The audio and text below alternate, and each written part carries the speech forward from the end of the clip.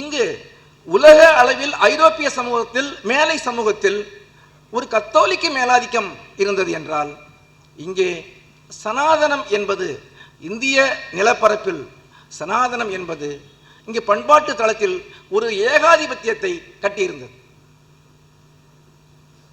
பூமணி அவர்கள் தன்னுடைய படைப்பு செயல்பாட்டின் வாயிலாக இந்த நுண் அரசியலை, வெளிப்படையாக அவருக்கு எந்த அரசியலும் கிடையாது,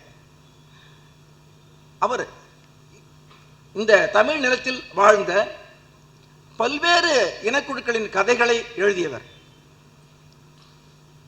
நீங்கள் வெக்கை நாவலை எடுத்துக்கொண்டால் அது நில உடைமையாளர்கள், ஆதிக்க சமூகத்தைச் சேர்ந்தவர்களுடைய அந்த வாழ்வியலை அடிப்படையாக கொண்டு எழுதப்பட்ட நாவல். பிறகு அந்த நாவலை நீங்கள் எடுத்து பார்த்தீர்கள் என்றால், படித்து பார்த்தீர்கள் என்றால், அது முழுமையாக அந்த அருந்தர்களுடைய வாழ்க்கையை கூறக்கூடிய ஒரு நாவல். நைவேத்தியம் நாவலை எடுத்துக்கொண்டால் அந்த நாவல் நில உடைமையாளர்களாக இருந்த பிராமணர்கள் கிராமங்களிலிருந்து வெளியேற்றப்பட்ட ஒரு அவலச்சூழலை சொல்லக்கூடிய ஒரு நாவல்.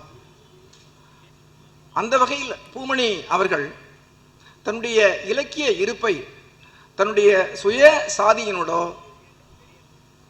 தன்னுடைய சுய அடையாளங்களோடோ அவர் இணைத்து கொள்ளாமல் ஒரு எழுத்தாளராக, ஒரு பார்வையாளராக தன்னுடைய கதைகளை, தன்னுடைய நாவல்களை வாசகர்கள் முன்னால் வைத்து செல்கின்றார். ஆனால் அதே வேளையில் 20ஆம் நூற்றாண்டினுடைய அந்த முற்பகுதியில்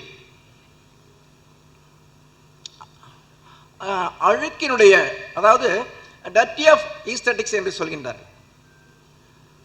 டர்ட்டி ஆஃப் ஈஸ்தட்டிக்ஸ் என்பது இல்லை, டர்ட்டி ஆஃப் லோ, தாழ்வினுடைய அழகியல் அப்படின்னு சொல்றாங்க.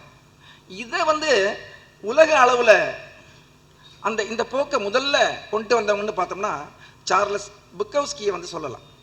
புக்கோவ்ஸ்கி தான் அடித்தட்டு மக்களுடைய அந்த வெளியே அந்த வெளிச்சத்துக்கு வரப்படாத